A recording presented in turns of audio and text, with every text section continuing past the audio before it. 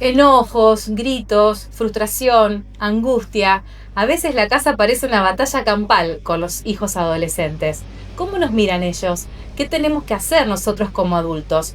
La adolescencia es un desafío posible, lo afirma Alejandro Jungmann, psicólogo y especialista en vínculos. Los adultos miramos la adolescencia como si fuera una serie de ciencia ficción en Netflix, como si no tuviéramos que ver ahí con lo que está sucediendo y somos los protagonistas más importantes de la vida de nuestros hijos. No lo sabemos, es un desafío absolutamente posible. La adolescencia no cambió, lo que cambió es la manera que tenemos los adultos de entenderla o de no entenderla y los estamos dejando muy solos a los chicos. ¿No cambió en función de lo que fue nuestra adolescencia? Cambió el contexto, cambió totalmente el contexto. Los chicos nacen en un mundo digitalizado, pero no son nativos digitales. Esta es una diferencia enorme que tenemos que entender. Nacen de la misma manera que naciste vos, que nací yo, y necesitan lo mismo que yo hace 45 años. Le damos nosotros las pantallas para poder mirar Netflix, para poder estar tranquilos, para poder cocinar, o porque todos lo tienen y todos van y todos caemos en esta trampa de no dejarlos solos. Pero necesitan gestión de emociones, necesitan amor propio, necesitan umbral de frustración, que es entender que las cosas en la vida no son lo que uno quiere, sino lo que a veces simplemente son, y necesitan adultos coherentes, y esto no está sucediendo. Vos decís que es lo mismo que cuando fuimos nosotros, sin embargo hablamos de la generación de cristal en esta época, ¿no? Entonces, ¿cómo los abordamos si tan rápidamente cualquier cosa que le digamos no se va a frustrar? No, pobrecito. Es que generación de cristal porque somos nosotros los adultos. Los chicos nacen con las capacidades intactas de frustrarse. El tema es que somos nosotros los adultos los que no queremos que sufra, y les damos todo lo que quieren, y yo digo siempre, no maltratemos a nuestros chicos dándole todo lo que nos piden, y eso está sucediendo. Entonces, la generación de cristal es un resultado de este exceso. Somos absolutamente responsables de lo que pasa con los chicos hoy. Un exceso de una mala interpretación, mejor dicho, de la crianza respetuosa. La crianza respetuosa no es ponerlos entre algodones. El otro día hay una charla en una empresa y me cuenta uno de los gerentes, uno de los CEOs, que fue la madre de un empleado de 30 años. A hablar con él, le dice, mirá, está la mamá de fulanito, y la madre le dice, mira, mi hijo está pasando un momento complicado, está en una crisis de pareja, yo te pido que le tengas paciencia. Y este hombre me decía, yo no sabía si abrazarla, si llamar a seguridad, era rarísima la situación. Yo estaba en mi oficina con la madre de un empleado de 30 años, y esa es la generación que están transitando. Generación de cristal, resultado de una generación de padres y madres amorosamente tibios. A ver, ¿y qué tenemos que hacer entonces como padres? Ponerle límites. Ponerle límites. ¿Y límites significa qué? Límites que aprendan que las cosas en la vida no son como ellos quieren, que las cosas tengan consecuencia. Regular pantallas, el ingreso a las pantallas que sea lo más tardío posible, regular el uso de la tecnología en general. Recuperar el sentido común en todo lo que tiene que ver con esta sobredosis de dopamina. Los chicos viven en satisfacción inmediata a través de las pantallas, a través del consumo de alcohol y sustancias en la adolescencia, y en una sexualidad muy precoz y temprana. El otro día me escribe una madre angustiadísima y me cuenta que su hija de 11 años estaba llorando encerrada en su cuarto porque ella le había dicho, no vas a un sunset en la costa atlántica. ¿Sí? Las nenas de 11 años iban disfrazadas de mujeres a un sunset a las 6, 7 de la tarde, solas, disfrazadas de mujeres de 20, y esta madre, con muy buen criterio, le dijo, no, vos no vas. Y la nena se hiperventiló y lloraba, sos la peor madre del mundo. Le dije, bancá, resistí, bancá la parada, no la dejes, llevarla a comer algo rico, pero al sunset no. Y es esto, es darles tiempo de calidad, es mostrarnos coherentes, es mostrarnos vulnerables también, enseñarles la gestión de emociones y poder decirles que no. Hemos pasado de tenerle miedo a nuestros padres a tenerle miedo a nuestros hijos, y esto habló Jaime Barilco hace 20 años, y tenemos que perder ese miedo. Ahora, Alejandro, situaciones como esas, con otros contextos, pero más o menos lo mismo, al padre o la madre le puede generar también la duda, lo estaré haciendo bien, me genera culpa, le estaría haciendo daño. Hagamos terapia. ¿Sí? Hagamos terapia, si tenemos culpa, veamos la culpa en terapia. No resolvamos la culpa dándole a los chicos lo que nos piden. Ahora, como papá, mamá, ¿cómo sabes que lo que estás haciendo está bien? Que eso no le va a hacer mal a tu hijo. ¿Qué pregunta? Sí, es sentido común.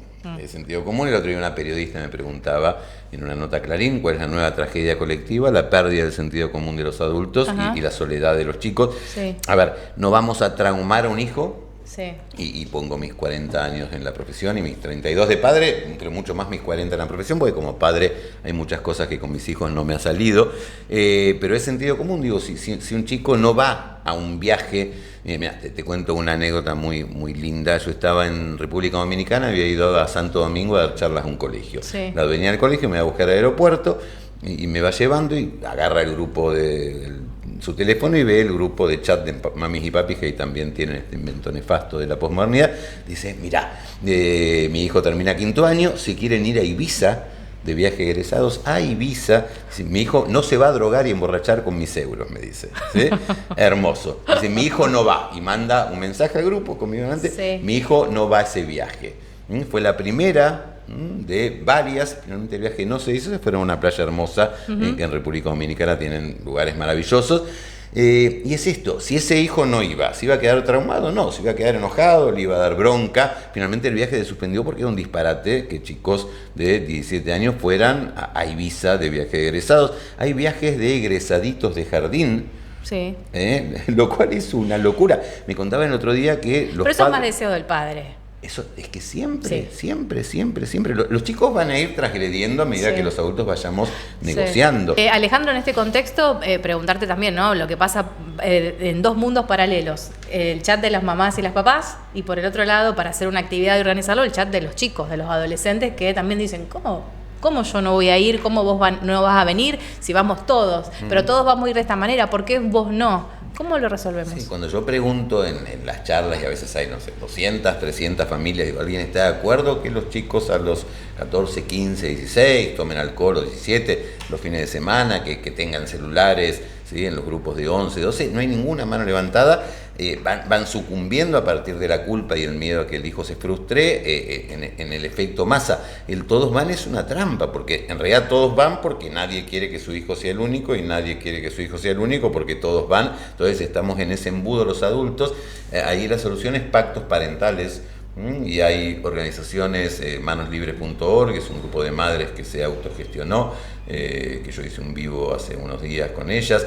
Pacto Parental, que creo que hay en Rosario también, pues me escribió una mamá de la comunidad de Pacto Parental, y organizarse, y esto. Yo le pregunto a los chicos, si los adultos nos golpeáramos la cabeza fuerte en el frontal, ¿sí? En el prefrontal en realidad, y recuperáramos el sentido común, y le decimos, chicos, 3 palabras, perdón, me equivoqué, hasta acá hicimos todo mal, de acá en adelante, ¿sí? No más alcohol, no más pantalla de esta manera, etcétera, etcétera. ¿Qué pasaría? Y una chiquita me decía el otro día, 17 años, me enojaría un montón. Digo, ok, entiendo, te da bronca. ¿Cuánto? Y no le hablaría a mi mamá, ok, ¿cuánto tiempo?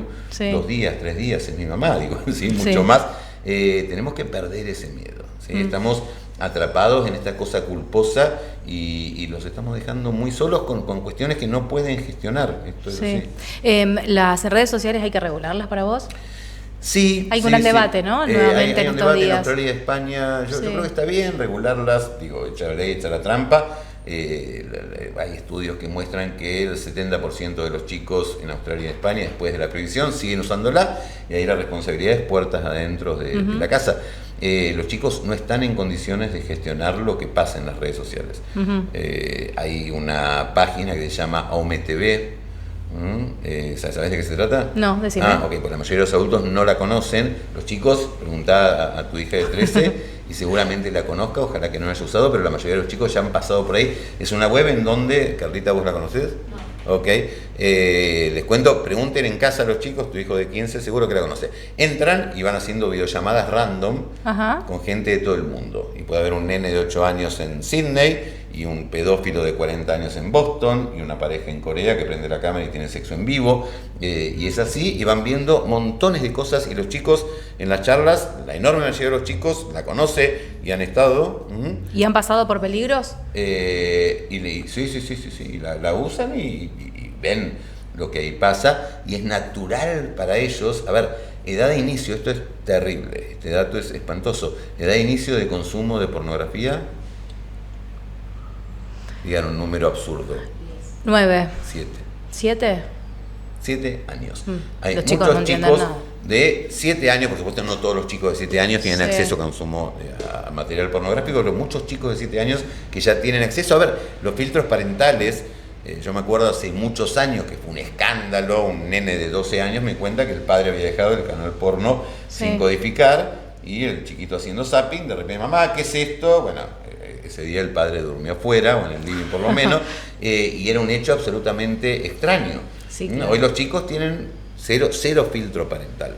Entonces, regulemos sin miedo, sin culpa, los contenidos que nuestros hijos consumen, porque no los pueden gestionar, es mucho más que lo que pueden procesar. Bueno, el otro día leía esto de los controlamos a veces tanto en la calle, qué hacen, cuándo van, dónde vienen, con quién van, llamame cuando llegues, etcétera, pero están con el celular quizás 2 o 3 horas y no sabemos por dónde van. Exactamente, hay una sobreprotección en el mundo real, le ponemos el geolocalizador, lo cual a ciertas edades no está bueno, digo. A ver, yo crecí en un mundo sin teléfonos celulares, había cospeles para hacer llamados telefónicos, mis padres dependía de mi responsabilidad. Digo, está bien saber ahora por una cuestión de seguridad, y mucho más en grandes ciudades como Rosario, Buenos Aires, pero hay una sobreprotección en el mundo real y una enorme desprotección en el mundo virtual, donde no tenemos la menor idea, no está tranquilo en la pieza, y no, hay un mundo ahí muchas veces siniestro, que está diseñado para que los chicos sean muy adictos a muchas cosas en poco tiempo, incluida la ludopatía, que era una cuestión que estaba totalmente vedada para menores y hoy está ahí al alcance de la mano. Alejandro, ¿hay que revisarle los celulares a los chicos? No revisarles, sí poder ver con ellos al lado. Revisarles no, porque revisarles es espaldas de, decirles si te doy un celular, 12, 13 años, porque sí que yo... ¿Y hasta qué edad es posible compartir en todo caso una conversación, ver con quién habla, qué se dicen? 13, 14, 15 años, mira, ok, tenés este celular, tenés estas apps instaladas, yo sugiero TikTok recién después de los 14 años, cosa que no sucede, las nenas y los nenes en TikTok suben videos que son complicadísimos, porque todas suben y por la presión del grupo. El otro día una mamá me cuenta que su nena de 11, 12 años había subido un TikTok perreando y demás, pues las nenas le dijeron en un challenge, a ver quién subía el TikTok más zarpado. Entonces, digo, si le damos un celular, que tratemos de retrasar lo más posible, y si le damos, démosle, no quiero decir la marca, pero esos que sirven solamente, que volvieron ahora, están refabricando para llamar y para recibir llamados y SMS, y si les damos, le decimos, ok, los lunes, los miércoles, los viernes, nos sentamos y miramos por dónde vas, quizás sin entrar, que ellos tienen algún noviecito o alguna noviecita, no nos metemos en ese chat, pero sí ver que no esté siguiendo a nadie que no conozca y ver por dónde hay. Ahora, vuelvo a lo mismo, porque el planteo que te puede hacer tu hijo adolescente es, bueno, yo me voy a encontrar, me voy a una pijamada con mis amigos, mis amigas, todos lo tienen y yo quedo afuera de esto eso, que está pasando. De eso sí. ¿Cómo lo negocias? No negociamos. No. Pero esto es lo que, ¿por qué vamos a negociar si no es una banda de secuestradores que tenemos que negociar? Pero tu hijo viene y te hace el planteo y te dice, mamá, yo voy a ir a tal pijamada. Porque te quiero es no. Sí. ¿Y se termina ahí la discusión? Entiendo tu bronca, sí, la vida no es justa, pero no. Y ahí está pijamadas, y más en casas liberadas, ¿sí? Como pasa muchas veces. La otra vez me contaron también una madre en redes que su hija se fue a una pijamada. Iba a estar la mamá, mamá, van todos, va a estar la mamá, que yo, se le ocurre 3 de la mañana, ¿con quién estamos solos? ¿Sí? Y la mamá no se fue y nos dejó la casa, es recul, la mamá de Sofi, qué sé yo, estaban solos en una casa, ¿sí? Ya va papá a buscarte, no, sos la peor mamá del mundo, va papá a buscarte, y se volvió, estaban solas, a ver, historias de comas alcohólicos en reuniones, 12, 13 años, sin ningún acompañamiento de adultos, digo, es sentido común, yo digo, así como de ninguna manera, si un nene de 10 meses viniera y nos dijera, yo quiero poner los dedos en el enchufe, porque todos mis amigos están poniendo los dedos en el enchufe y dicen que está buenísimo, y en el marco de la crianza respetuosa y siendo de Sagitario, yo quiero poner, ¿sí? Y a ninguno se le va a ocurrir decir, ok, experimentaba y lo mismo, ¿sí? Que me expliquen la diferencia entre los dedos en el enchufe y el UPD, prefiero los dedos en el enchufe y le hago RCP en casa, el UPD no sé dónde está. Está clarísimo. Y es esto. Decís que la salud mental de los adolescentes está en rojo hoy. ¿Cómo se traduce esto? Trastornos de ansiedad, cuadros depresivos, adicciones de todo tipo y colores, ideación suicida, suicidios consumados, ludopatía, ¿sí? Exceso de pantallas. Las pantallas generan un deterioro cognitivo progresivo, una escasa capacidad de gestión emocional. Los chicos no saben cómo hablar si no tienen una pantalla delante, se hiperventilan, si tienen que mantener un diálogo así, le falta lenguaje, le falta vocabulario. Yo he visto un montón de pacientes de 30 años con fuerte deterioro cognitivo por consumo de marihuana de manera sostenida durante la adolescencia. Y estamos naturalizando el consumo de cannabis, y es cool. A mí me han acusado de fascista varias veces, cosa que no me hago cargo, no lo soy, por sostener que de ninguna manera un adolescente puede fumar cannabis. Un adulto sugiero que no lo haga, pero decide, pero un adolescente no. Ninguna sustancia ni actividad que modifique el estado de conciencia, y las pantallas lo hacen, y las sustancias lo hacen, y el alcohol lo hace. El que está escuchando y tiene un adolescente en casa probablemente te escuche y diga: mi casa es una batalla campal, peleas todo el día, gritos todo el día, es imposible. ¿Cómo se abordan esas situaciones? Ayuda profesional. El pediatra de mis hijos, yo lo llamé, nada, y le pido perdón, ¿sí? A Juan a las 12 de la noche, yo lo llamaba porque la fiebre no le bajaba a mi hijo. Le diste el antitérmico, sí, ¿hace cuánto? 10 minutos, ¿cuánto tiene? 38,2, no me joda, me cortaba, ¿sí? Pero me cansé de llamarlo a Juan y le mando un abrazo. Pidamos ayuda profesional, recuperemos el sentido común, entrevistas de orientación a familias y terapia para los chicos si hace falta.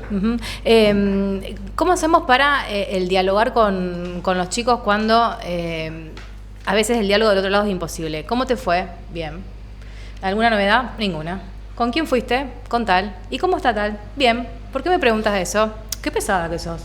Pero vos fijate, conversaciones de madre-padre. Somos el inspector Gadget, es un interrogatorio policial. ¿Cómo te fue? ¿Quiénes fueron? ¿Sí? ¿Qué hicieron? Bien, nada, ¿listo, señor? ¿Puedo retirarme? ¿Por qué lo cambiamos? ¿Por qué tipo de preguntas lo cambiamos? ¿Cómo estás? ¿Sí? ¿Cómo fue tu día? Bien, ok, vamos a caminar un rato, ¿me acompañás que tengo que bajar la panza? No, yo voy, dale. Y nos ponemos como ellos, y los chicos vienen. Una madre se puso a jugar a la general en la puerta del cuarto del hijo. Dice, o sale a tirarme algo por la cabeza, sale y dice, bueno, juego con vos. ¿Sí? Pues le ruido los dados, compremos juegos de mesa, juguemos al Catán, que es como el TEC de cuando nosotros éramos chicos, y está buenísimo, y a los chicos les gusta. Miremos una serie juntos, recomiendo para chicos chiquitos, Anne with an E, o Atypical, que es una serie hermosísima que está creo que en Netflix. Compartamos la cena sin pantallas, eduquemos con el ejemplo, juguemos algún deporte, juntos juguemos a la pelota, hagamos barriletes, hagamos origami, hagamos rompecabezas, juguemos, ¿sí? Mostrémosle que nosotros podemos jugar también, y que ser adulto no es un estresazo y es un problema. Ahora, el adolescente es alguien que por ahí se encierra, ¿no? Que no tiene ganas de contarte cosas. Depende cómo preguntemos. Depende cómo preguntemos, y que preguntemos si estamos... el 90% de las cosas que le decimos a nuestros chicos son las cosas que hacen mal, o las cosas que no hicieron, o lo que esperábamos de ellos y nos decepcionaron, y yo que doy la vida por vos, y vos me devolvés así, y lo único que tenés que hacer es estudiar, y ¿sí? Cualquier parecido que... Sí, por supuesto, lo único que tenés que hacer es estudiar. No, tiene que jugar, tiene que divertirse, tiene que ser feliz sobre todo, intentarlo, estudiar. No hay manera en el mundo de obligar a un hijo a que estudie. ¿Sí? Y la mayoría de los padres, y me incluyo, perdemos un montón de tiempo pulseando con nuestros hijos para que mi hijo se llevó educación física, muy deportista, porque no presentaba el apto médico que lo tenía en la mochila, y yo me hiperventilaba. Pero a ver, Alejandro, como padre es frustrante, porque vos decís, no puede estar pasando esto. Frustrante sería que esté triste, que no tenga amigos, sí. Y que no podamos llegar a él de ninguna manera.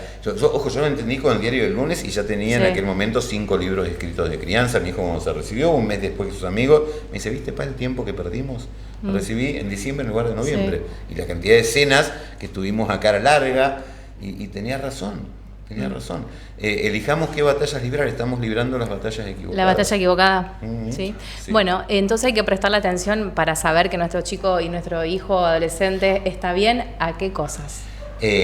A mirarlo a los ojos, ¿sí? Y los ojos de los chicos tienen subtítulos, a ver que esté contento, a que tenga amigos, a que se divierta, que haga un deporte, que haga lo que le guste. Si se saca buenas notas, ok, fantástico. Si no se saca tan buenas notas, veremos si hay que quitar pantallas, no como castigo, sino como consecuencia. A que pueda hablar, a que pueda confiar en nosotros, a que pueda decirnos si algo le duele y no lo puede gestionar, a que pueda explorar el mundo, a que pueda animarse a descubrir cosas, a que corra riesgos saludables.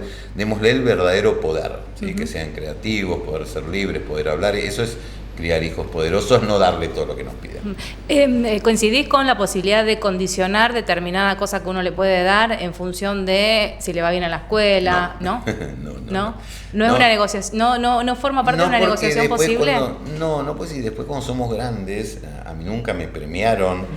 Yo trabajaba en una clínica, dirigía el área de grupos, y si yo iba todos los días, era lo que correspondía. No venía la dueña de la clínica, viene Alejandrito, sí, qué bien que no llegaste tarde, no, era lo que correspondía, lo cual no quiere decir que si se saca un 10, no le digamos, es lo que corresponde, y si se saca un 9, ¿por qué no sacaste 10? Sí. Pero digo, esta cosa de ir premiando cosas que después en el mundo adulto no le van a premiar, le generamos la recompensa castigo, digo, ¿no? Eso viene salís con tus amigos el fin de semana, pero antes tenés que tal cosa. Eso es, yo tengo 2 perritas, Gala y Uma, y ahí sí, es golosina, si se hicieron pis donde corresponde, eso es adiestramiento, no es crianza. No va. Eso con las perras funciona y está bien, con los hijos tratemos de ir por otro lado, sin mostrarles nuestro orgullo.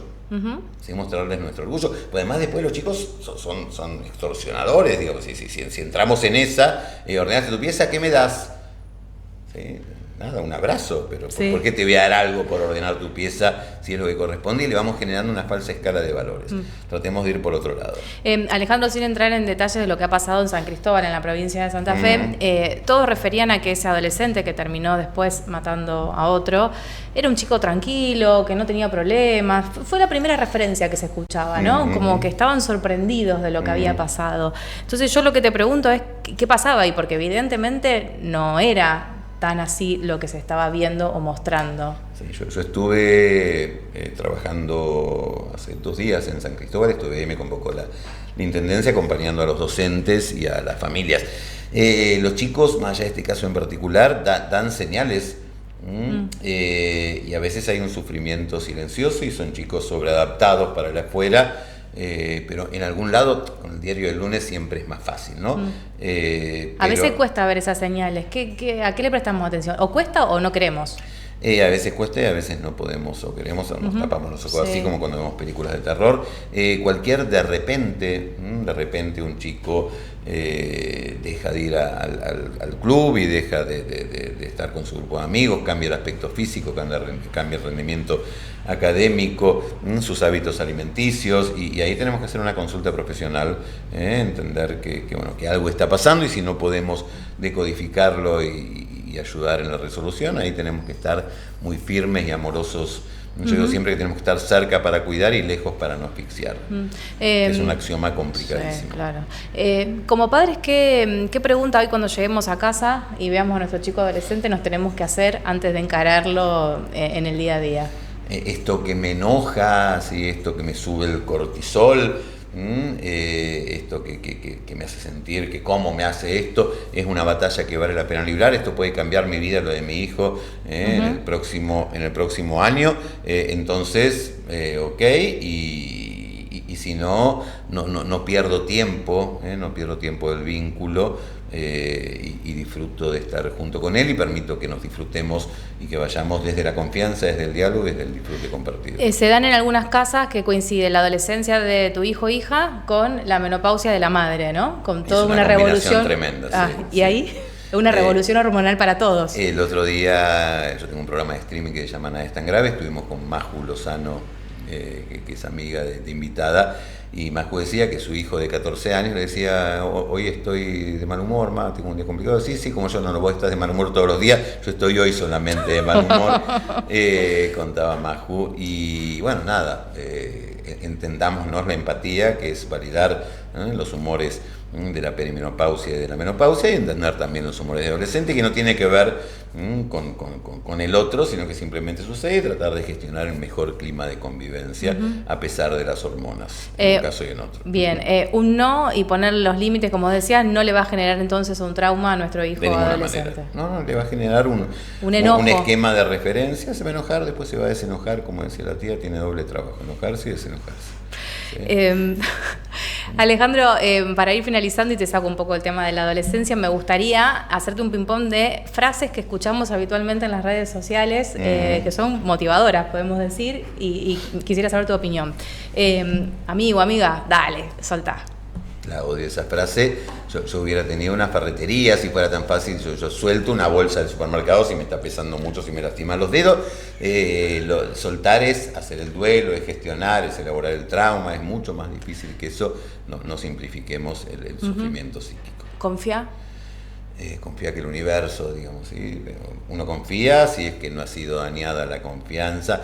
Nunca puede ser imperativo esto es el error a veces del positivismo tóxico, ¿no? Sí. Nunca puede ser imperativo, soltar, confiar, voy a soltar si tengo la capacidad de elaborar, y voy a confiar si tuve un apego seguro de esquema de referencia y puedo confiar, y si no, tendré el recaudo prudente y necesario.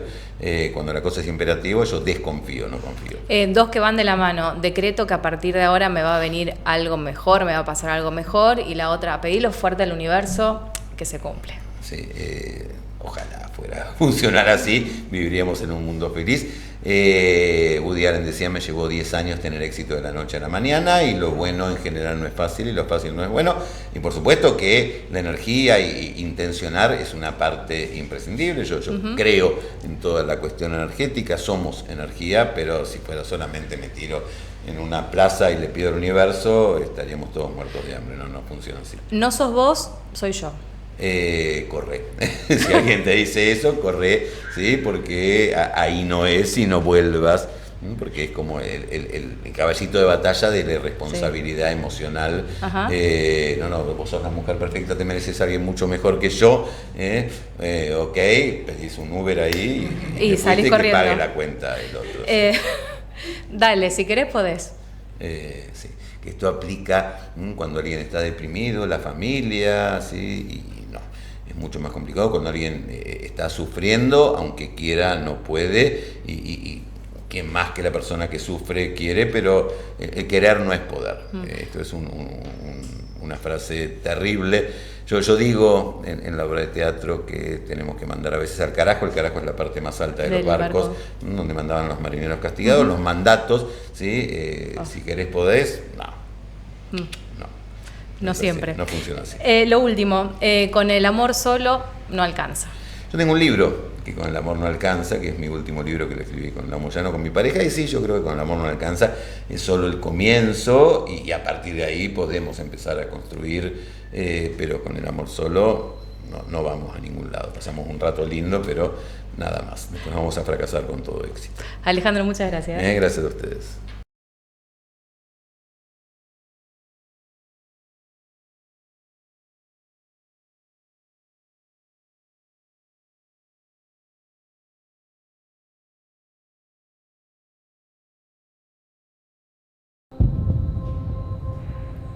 ¿Fuiste vos? No. ¿Sabes quién fue? Toma el mío. ¿Y vos? Tengo otro.